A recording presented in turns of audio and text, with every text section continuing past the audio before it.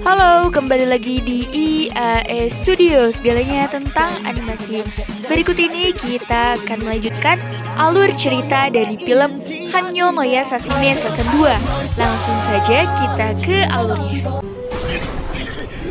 Di sini kita diperlihatkan kilas balik pertarungan siluman anjing agung dan raja hewan buas Kirinmaru. Terlihat Kirinmaru dikalahkan, namun siluman anjing agung tidak membunuhnya karena ada anak Kirinmaru yang melihat mereka. Dia memperingatkan untuk tidak membawa anak-anak ke dalam medan perang. Tanduk dan tangan kanan Kirinmaru terpotong. Tanduknya menjelma menjadi Riku. Dia kemudian disuruh membuang tangan kanannya yang terpotong ke dalam sumber waktu, yang nantinya tangan ini akan menjelma sebagai Osamu Kirin di dunia modern. Sementara itu, para putri setengah siluman memasuki Gunung Musubi. Mereka tersedot ke sebuah dimensi yang merupakan penghalang gunung itu. Moroha berhasil sampai di lokasi akar Kyoyokon karena dia memiliki energi roh yang kuat. Namun, Towa dan Setsuna terjebak ilusi penghalang gunung itu.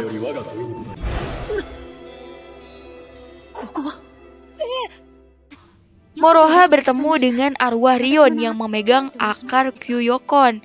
Kemudian, berkat bantuan Rion, Moroha akan menjemput Towa dan Setsuna. Di perjalanan spiritualnya, Moroha melihat Kagome dan Inuyasha di perbatasan dunia ini dan alam baka. Namun dia tidak bisa berhenti dan terus melesat.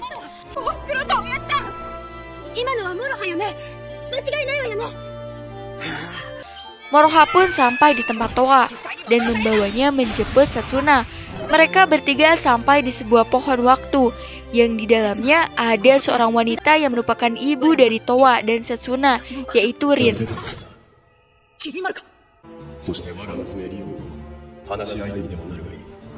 Mereka bertiga berhasil sampai di tempat Rion. Meskipun dia anaknya Kirinmaru, namun dia sangat membenci ayahnya yang egois.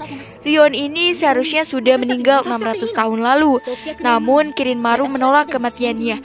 Sejak saat itu jiwanya telah terperangkap dan tersegel di Gunung Musubi itu. Kirinmaru menggunakan kupu-kupu mimpi untuk bertemu dengannya.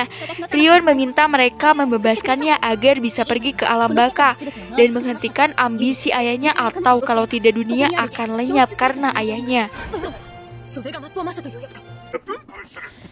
Sementara itu, para siluman di luar Gunung Musubi menunggu mereka bertiga. Namun Riku datang dan mengurus mereka. Tiba-tiba Setsuna melihat benang takdir Rion yang terhubung dengan ayahnya. Dia pun memotong benang itu atas kemauan Rion, namun meleset dan memotong kupu-kupu mimpi milik Rion.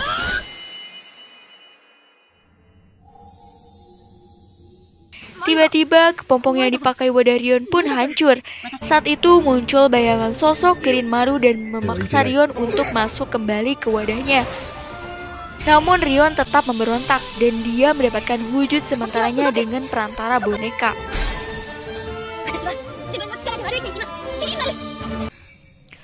Kemudian Rion memusnahkan penghalang gunung itu menggunakan akar Kyoyokon yang saat ini berubah menjadi suling sambil mengingat kenangan bersama ayahnya.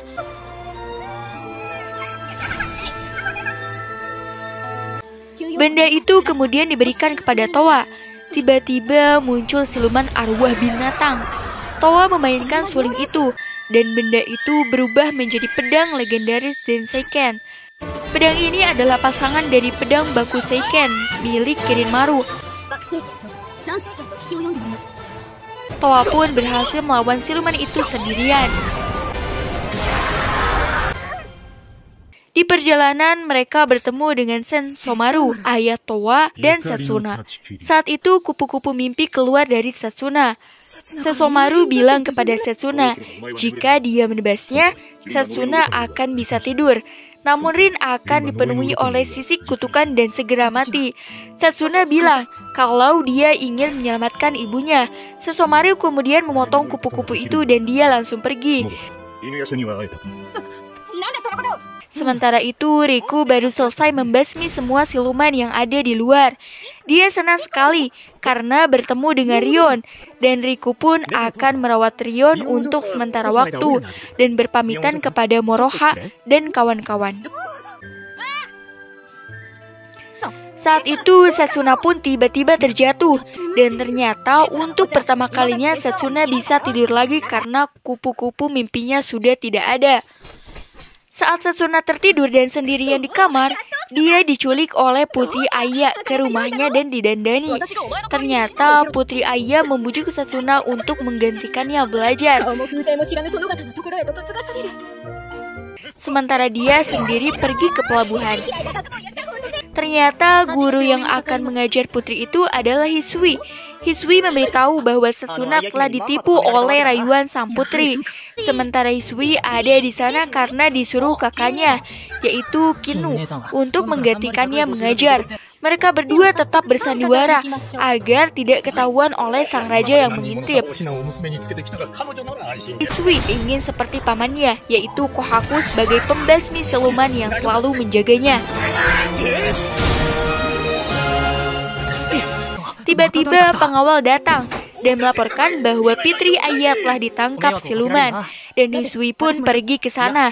Sedangkan Setsuna disuruh diam di tempat itu karena takut ketahuan raja bahwa putrinya berbohong.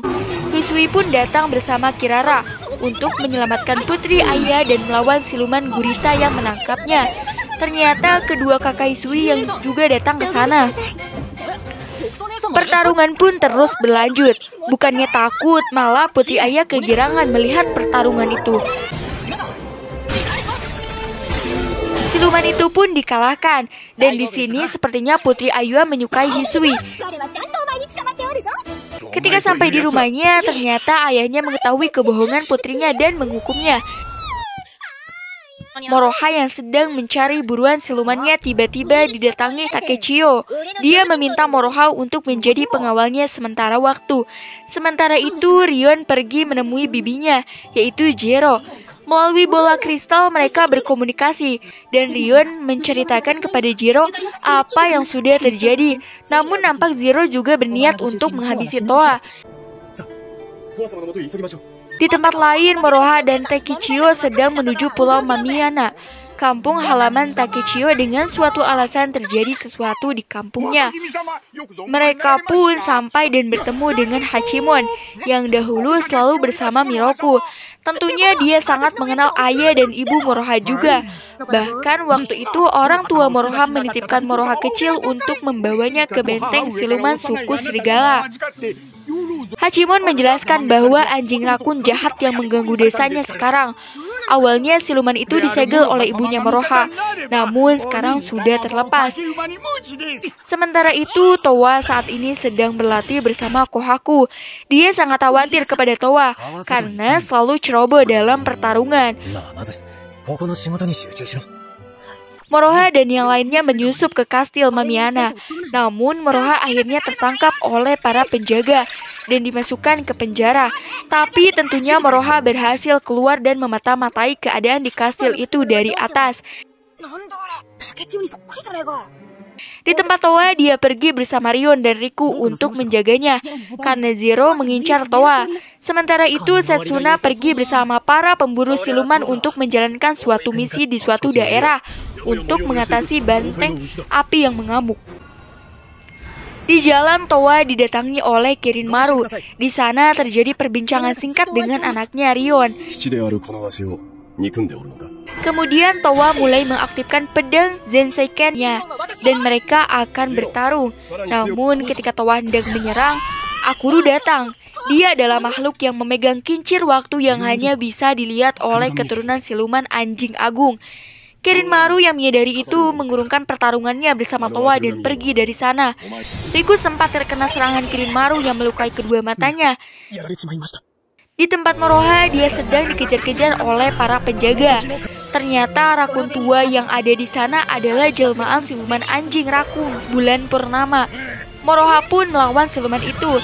Sementara di tempat sesunat mereka berhasil mengatasi masalah yang ada di desa itu, yang ternyata akibat dari keserakahan manusianya itu sendiri karena telah mengkhianati dewa di daerahnya yang telah memberikan kedamaian. Nah, itu dia alur cerita dari film Hanyo no Yasashime Season 2. Masih banyak loh alur cerita lainnya. Jangan lupa di subscribe.